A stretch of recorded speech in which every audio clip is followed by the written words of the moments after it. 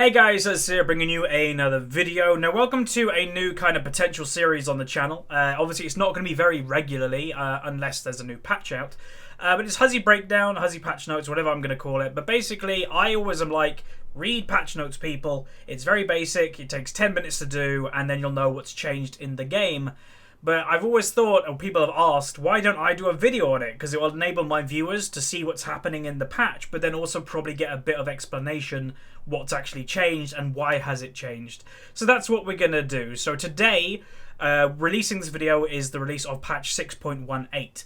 And basically there's quite a lot of bug fixes, there's a few bits and bobs that champions have changed, but obviously a very big thing is Yorick is now here.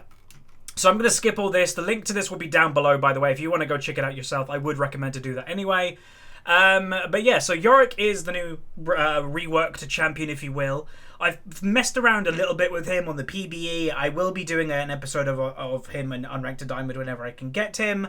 But so far, just say I think he's a really good champion. Like, on his rework, I think he's pretty good. His only thing that I would say you have to be a little bit careful about is the ultimate. It's very, very, very easy to waste his ultimate. That if you don't set it in a lane and make it go down the lane that has a lot of minions, it will just die to tower and it's kind of wasted. Or you have to decide, do you send it down to a lane to split push, or do you send it with you to have increased damage, 5% or something extra. So he's going to be a decision-making champion. There are a few mechanics in there that is going to be interesting. But yeah, new Yorick looks pretty cool. He's like the biggest thing of patch 6.18 basically. Okay, next is Ashe. So Ashe has been an AD carry that's had dominance for quite some time. So what they've done is got rid of the volley spam. Because if you've ever laned against an Ashe, all you're getting is W's to the face, W's to the face. And if you're not getting hit by them, your minions are, and you're constantly getting pushed into the tower, which is kind of like, you can't really kill an Ashe that is just constantly pushing you unless you have your jungler with you all the time. So what they've done, pretty simple, is that they've made the cooldowns bigger. They've done it more in the early games. You can see it used to be 12 seconds, now it's 15. So that's 3 seconds extra. That doesn't seem like a lot, but trust me, that's a big, big, big amount. When you go like, okay, in one spell, it's not a big deal. But over the course of doing volley 5 times, that's a decent amount. 3 times 5, there's 15 seconds there. That's another volley that she can't do, where before she could have been. So that's a pretty big deal. And then late game, it also has a bonus or even more cooldown. So it was 4 seconds at max rank. It's now 5. So it has been definitely nerfed.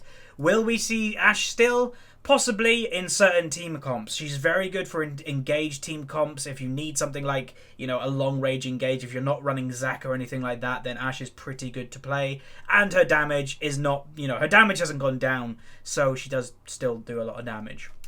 Aurelion Sol. So this is the bug that, if you're unaware, it was, I believe it was TSM versus CLG, I believe, in the LCS finals and all that stuff, of who was winning the match. Anyway, one person, I think it was he was playing Aurelion Sol. He played a lot of that champion or practiced that champion to play him in these games, and he was bugged. Basically, the fix was, upon gaining vision of Aurelion Sol, his passive stars could briefly appear at his known location area. So it's a bit dodgy that he was like, you know, is Aurelion Sol there? Oh, he is. His star is there, and then he gives away his position, or it bugs out and stuff like that. They fixed that now, so you can play Aurelion Sol without any problems. Echo. Echo has been a problem champion of Season 6, I would say, because, you know, if you think about it, we had Tank Echo for a really long time that did more damage than, like, Bruisers that built damage, and then it was tankier than them, and now we've transitioned not really into pure Tank Echo, it's now AD Echo, so rushing that Triforce, building a couple of AD items, and Riot is like, this is not what it's intended for this champion. He's intended to be an AP assassin type thing. So what they've done is they've reduced his base attack damage by 4. Again, that doesn't seem like a lot, but when you're trading in the early game against champions like Renekton and stuff like that, that's a big deal. Like that's a lot of AD that you're missing out, just like missing it. It's just gone away. So will we see him still? I think he will slowly like go away now, but in this patch you'll probably still see a few of them, because, you know, people pick up champions and then they don't necessarily just drop them straight away when they get nerfed. It sometimes takes a little while. Gnar. So Gnar is another one of these champions in the top lane, is kind of, you know, the champion of top lane, as you will. So you've got kind of like Renekton has come back, Gnar's around, Echo's around, Maokai's starting to come back. So you have all these really popular top laners. And because they're so popular, Riot is nerfing them. Again, sometimes I think they don't really need to nerf things. Why don't they just buff other things? But that's the way they're doing it. So, the base damage of your W has gone down, and it's been nerfed a considerable amount in the early game. So it was 15, 25, 35, 45, 55. Now it's 10, 20, 30, 40, 50. So, yeah, 5 damage there that you're not getting. Again, so many times when, especially you're playing Gnar, someone might get away on a little bit of health. That nerf right there, that could be your kill or not. That nerf kind of ruins like that little percentage that you could kill them even more. And then also the cooldown on the E has gone up. So it basically, you know, the late game is still kind of 12 seconds. But in the early game, you're more prone to getting ganked if you're using that E. So say you use an E to escape a gank, a jungler knows in the 20 seconds they still have a window to jump on you. So be careful if you are playing Gnar in the early game. Lee Sin, pretty good buff for Lee Sin, honestly. I think Riot like Lee Sin. I think they've liked him for years, and they're trying to bring him back. You know, one hit as a Lee Sin player, his early game clear is it's okay, but it kind of contradicts what he wants to do. So if you don't know what the new path is, the new path is basically you start Toad or Gromp, you ignore blue buff, you go over and do Wraiths, I believe, and then red, and then you look for a gank, because then you can heal off the red with a smite, and then you're relatively at full health, and then you can gank with red at level 3, which is a pretty good gank. But then, you know, if you don't want to do that route, you actually go kind of low health in the jungle, but this will actually help. So you're getting increased spell vamp and lifesteal, which is pretty good. So you should regen a lot more now in the jungle just by auto-attacking things, using your spells with the spell vamp. So that's pretty nice. Just make sure you're making use of the Iron Will spell itself. The Sandra. Health down per level, again, she's a champion that I was always like, how is this champion so tanky without building any tank items? Obviously, she builds Rod of Ages, which gives her a little bit of health, but I always thought she had a ridiculous amount of health. So if you don't know, every single champion in the game, when you're leveling up, you have an increased health stat. So every single champion has, you get this amount of AD per level, this amount of magic resist per level, maybe that's a bad example, but health per level. And they thought that, and I probably agree with this, is Lissandra's health growth stat was too high. She was getting 84 health per level, where now it's gone down to 75, which is a considerable, you know, it's a considerable nerf. So that's pretty good. I think, yeah, she's not crazy in damage, Lissandra. You can outplay her. It's just very hard to kill her, because one, she had a lot of health, she had her ultimate to survive in, and then she also builds Zhonya's. So I think that is a fine nerf right there. Lulu. Lulu got popular basically a little bit because of Kog'Maw's return, either Kog'Maw jungle or Kog'Maw AD carry. Lulu is the perfect AD carry with Kog'Maw because she gives him the Pixie, he gets more attack speed and bonus damage. Boom, he kills everything. But on top of that, Lulu, if he is in trouble, can then polymorph the enemies instead, and then ultimate Kog'Maw. So Lulu's a great champion for Kog'Maw especially. What they're doing is the slow duration now lasts the intended 2 seconds at all ranks, rather than 1.25, blah, blah, blah. So the slow should have been at always, every single rank 1 to 5, always slowing people for 2 seconds, where it actually didn't. But now it does, so that's a good buff. I don't know if you could call it a bug fix, but it's just a fix. So that's kind of good. Lux. Lux is a champion that I like a lot.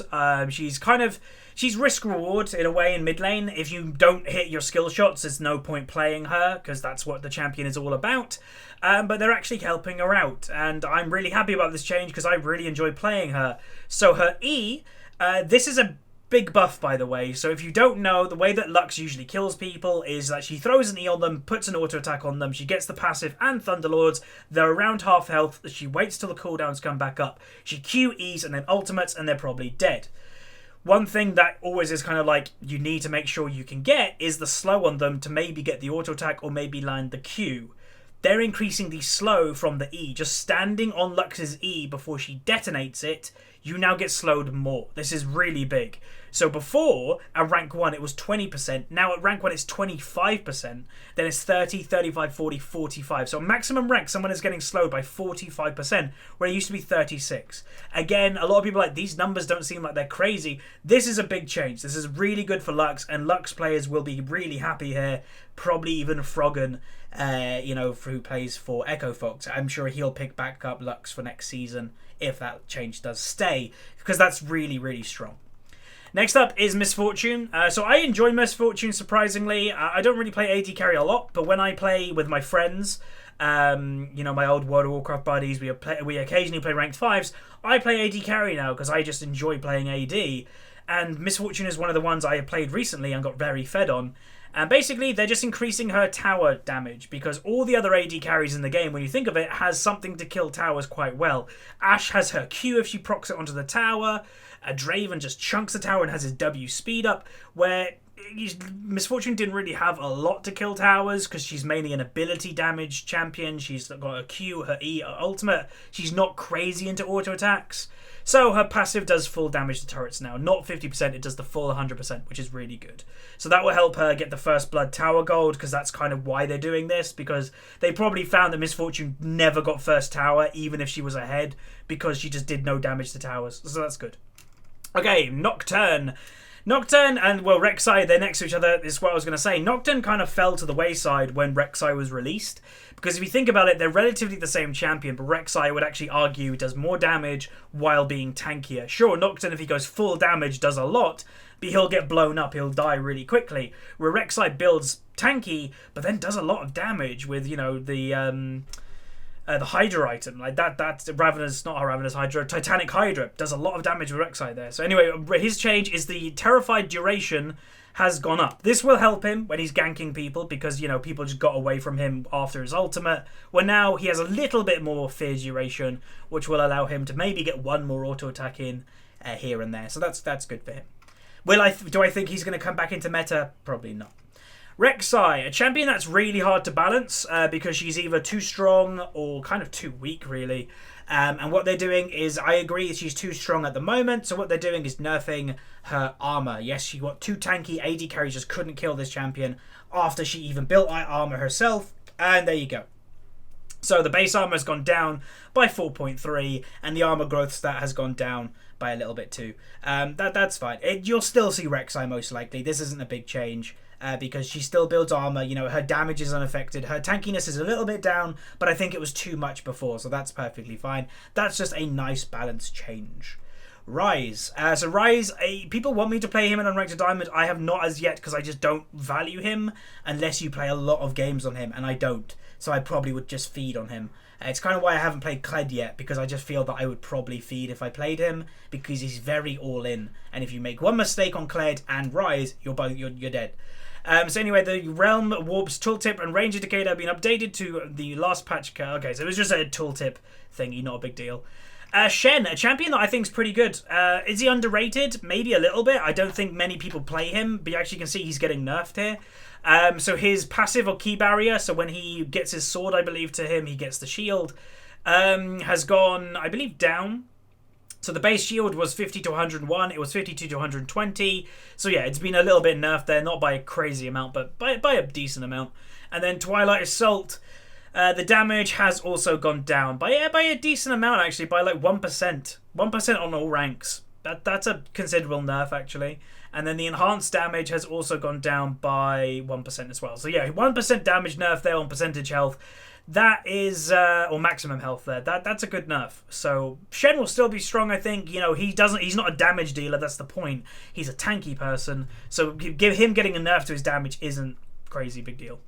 Taliah or Taliah, unfortunately, she's kind of fallen off a little bit. I'd love to pick up this champion, just I don't think the risk and reward is worth it when you can just play a Nivea that kind of does the same thing and just does more damage. So what they're doing is the bonus damage to minions was 50%. They've now removed that. So she just does full damage to minions, if I'm reading into that correctly. Oh no, bonus damage. Okay, yeah, so she doesn't do any bonus damage to minions with her Q. So minions just die at a normal rate. Boom, that's fine. So she doesn't wave clear as quick. And then her damage has actually been nerfed. I just said her damage isn't that impressive. Maybe it's because people just don't land her spells, but they're actually nerfing her damage as well. So if I imagine the reason for this change is there's probably some really good Challenger and Master and High Diamond Taliahs that do hit their spells all the time, and they're probably too strong on that champion. It's the Azir effect. People are always like, why are they nerfing Azir? He's got a 48% win rate. It's because that 48% win rate is a bronze, silver, gold people that aren't very good on him, but if you put a challenger player on Azir when he was strong, he was impossible to beat. So that's probably why they're changing Taliah. Vladimir, still actually surprisingly strong. Still see him occasionally in the mid lane. Just not dying is his strength, is what I always say. His base HP has gone down by 25. That's decent. That's half an auto attack in the early game, which that could be a kill. And then Transfusion has also received a nerf. The healing bonus has gone down by 10 at rank 1 and 200, or by 40 at maximum rank. Again, a little bit. Just, his early game power of just not dying is too strong, so that's what they're trying to get rid of. They are trying to make it possible that you could kill a Vladimir early. The health cost to bonus damage conversion, 2.5 to 10% max health, based on 2.5 to 8% max health. Cooldown has gone... Oh, wait, that's actually changed. So it's actually been nerfed by 2%, okay? And then cooldown has gone up. So again, taking away his early game strength. You can see at maximum rank, it's still 5 seconds. They're still going like, okay, Vladimir, you can still be strong in the late game. Just his early game was too strong. That's perfectly fine. Yasuo, the kind of power in top lane in patch 6.17, has now finally been maybe nerfed. We'll see. So his base attack speed has actually gone up. But his attack speed growth per level and stuff has gone down by a decent amount. So at level 1, he will be stronger, basically, if you are going for auto attack trade on him at level 1. But then from level 2, level 3 onward, he'll actually be a little bit nerfed compared to what he used to. And then 2 bug fixes, it looks to be, is bonus armor penetration now only applies to Yasuo's critical strikes, so not a normal auto attack there. And then fixed the bug that allowed Yasuo to get a basic attack in when casting Last Breath. That's the bug that I told you guys about, because a good Yasuo will always get one auto attack and then ultimate, where Yasuo somehow in the mid of his ultimate actually got an extra auto attack in. And that's what made Yasuo really strong in ultimate trades, where they've now got rid of that. So he should go back down to like normal Yasuo win rate and stuff, but it's probably going to take a while. But there you go. Okay, so there's all the champions. This patch video is actually going longer than I thought, but I want to cover everything basically. Frozen Mallet, we're going to go through items relatively quickly. A Frozen Mallet's a great item, by the way. It's good on AD carries if you need to survive. It's great on like champions like Gnar or Kled that you need to chase people down. Good item overall. What they're doing to it though is they are increasing the health and reducing the attack damage. So there you go. And it also now builds out of Giant's Belt instead of Pickaxe. Okay. So it's just basically becoming a tank item more or less. It's now got 30 AD, not 40 AD, and its health has got 50 more. That's fine. The total cost hasn't changed. I think you'll still build it on Gnar and Kled because you're buying it for the slow, you're buying it for the survivability with also having a little bit of AD. So I think it's fine. I just don't think like a Vayne or something will buy it anymore if they do need a survivability item. That's probably what I would say. Relic Shield, disposable passive, heals for less. So again, I kind of agree with this. Whenever you're in bot lane and like you chunk the enemy AD carry to half health, the enemy support has 2 Relic Shield procs, and boom, they're back up to like full health basically. It's like, oh, okay, well, cool. All that trading for nothing. Where now that's been nerfed, so that's kind of good. Okay, Invulnerability HUD has been changed. So this is basically for Tarical or, whenever someone's invulnerable. Before there was nothing on the HUD, where now you can see here there's a little shield that would indicate you cannot do any damage to that champion right now. That's cool. That's a nice change. So that's cool to see. Spectator, VXX, I don't really care about that, whatever. Rank Decay is something that's interesting. This doesn't really affect most people watching this video, but this is for Challenger and Master players that basically... For a long time in Season 6, people have been complaining that, all the Challenger and Master players aren't playing on their main accounts because there's no point. So they're just on Smurfs ruining the game for lower rated people. Trust me, I'll say I was Diamond 2 like a month ago. It was very common to have Master players in my game, and I'd say probably in every 10 games, I'd have at least one Challenger player like at 600 LP just in my game wrecking. Which isn't fun for either of us. If I'm getting wrecked by a Challenger player who's just better than me, I'm like, well, this isn't fun. And for that Challenger player, again, I find Stomps really boring. So do Challenger players, because they're not fun. You're not getting tested. You're not actually like going, yeah, I get free LP. But if you're a Challenger player at 600 LP, you don't really care about wins and stuff. You just want to have a good game. Like, you're at that stage of the game that it doesn't matter. So basically what they're doing is players can store up to 10 banked games of Decay immunity.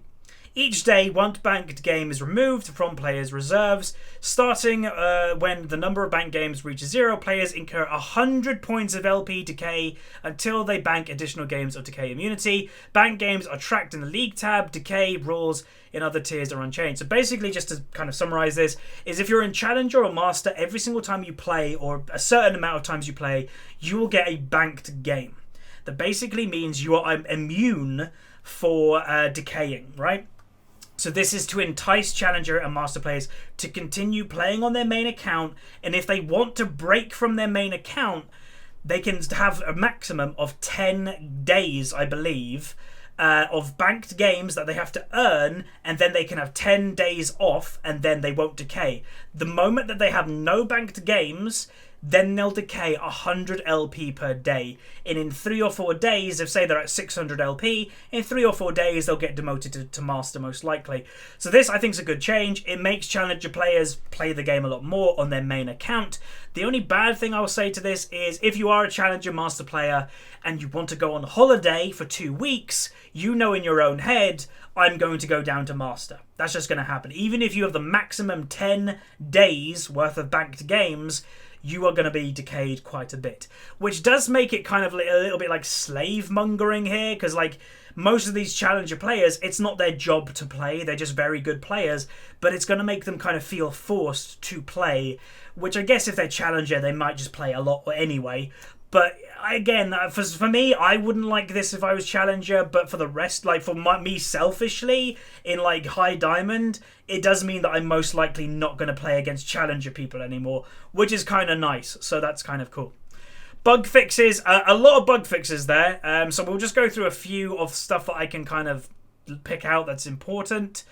When Lee Sin's Q Sonic Wave target dies before Lee Sin can cast Q, the second half, it now cancels Resonating Strike, 3-second cast window instantly rather than waiting. Okay, that's cool. So it basically helps his cooldown. If you Q a target and they die, basically you had to wait the full duration of like the second half of the Q until it came back on cooldown, which is a considerable amount of time, and that could force you to die where it's not your fault that your target died when you use Q before you use the second half.